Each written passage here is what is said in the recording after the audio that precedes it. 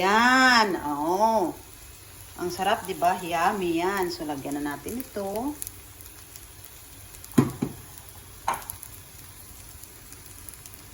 Kasi, luto na yan.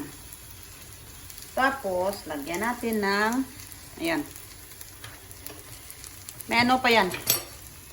May apoy pa yan sa ilalim.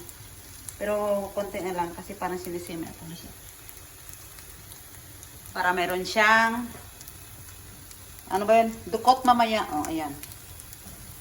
Lagyan natin. Para daw may wala na akong ibang ilagay kasi simple lang. Para walang masyadong gastos itlog. O, kasi murang itlog dito.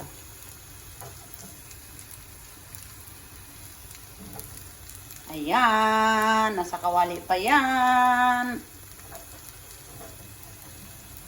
Ayan na.